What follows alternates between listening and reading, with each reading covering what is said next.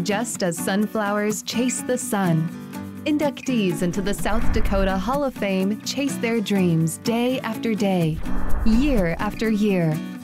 The 700-plus inductees in the Hall of Fame come from all backgrounds and corners of our state. What their stories have in common is their unwavering courage and belief in their dreams. These dream chasers are an inspiration for us all to strive for excellence and believe in our own potential to chase dreams well into the future. McKay Thompson is a nationally recognized educator, entrepreneur, and leadership expert. Her support for the arts and culture and her writing have enlightened lives in South Dakota and beyond. Anne is nationally recognized for creating and directing innovative programs for both traditional age and adult learners. As founder and president of the state's first university center, she has been called the architect of a concept that changed the course of culture in the state. Anne also co-authored a book in management strategies for women. The book was a recipient of National Book Honors by the National Federation of Press Women.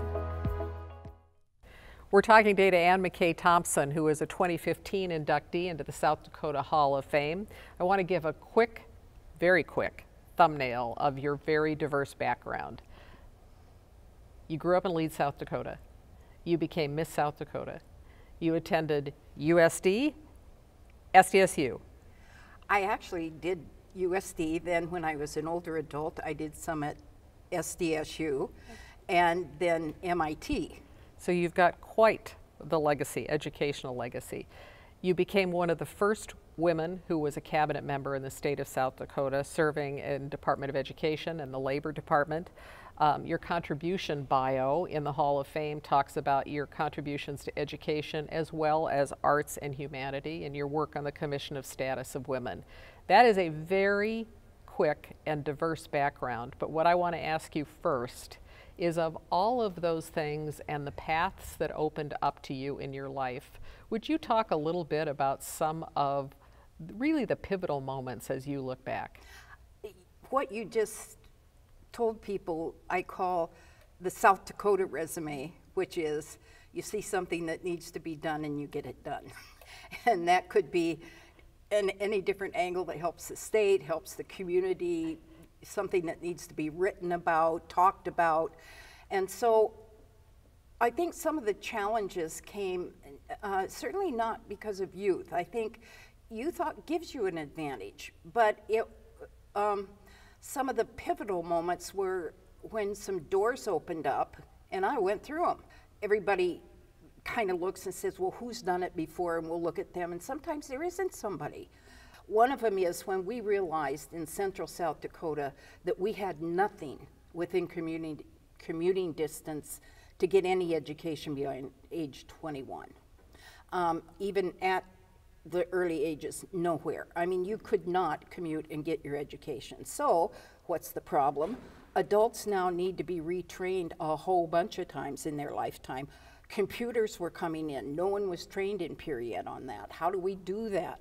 And so that opened the door to try out interactive television. No one had done it. We took the public broadcasting line. We made a loop out of it. I mean, it was a team, SDSU and Public Broadcasting and Capital University Center. And we were getting these fabulous instructors from state over the air teaching people in central South Dakota. Hadn't been done before. The idea that adults needed education had not really in a massive way been done before. We changed the culture because of that. And so those pivotal moments are the things that change the culture for the good of the people. Another pivotal moment, I think, was when I wrote a book with co-author Marci Donnan, and we took a look at what was happening with women in America. We were very much on the cutting edge on the national scene. And we took a look at that and we thought it is time that women had a playbook. And so with the knowledge that we had at the time, we wrote a playbook. When you talk about those pivotal moments that involve change, unless you encountered what most human beings don't, which was a, hey, that's a good idea, let's do it. I bet there were some challenges connected with raising a, why don't we do it this way, or why don't we try something new? How did you kind of overcome those challenges or navigate your way through them? I had read enough and studied enough. my library on those kind of books was just huge because I didn't know where else to get the education. Men weren't mentoring women because it was awkward at the time. And so we did a lot of book things. And so what I found out is if you have something new that's really new that people don't understand, you have to do a lot more work. You can find out and you can test it and you can make it fit your community, your state. And you don't have to have all this broad knowledge. You can find it out now. Oh, well, I think that's certainly true with information at your fingertips, but I think you've touched on something else that's important, particularly for young people to think about. I think there's this stereotype that people who succeed do it on their own. And you have woven through in what you've talked about who you brought along, who you helped. I have networks all over. I have a national network, and we talk and we chat. And I always, when I did leadership classes, I always said, you've got to have your group. Nothing's easy. Nobody gets by without really hard things happening in their life. Nobody. I've never met anybody that hasn't had a challenge. We have to just trust it heals itself.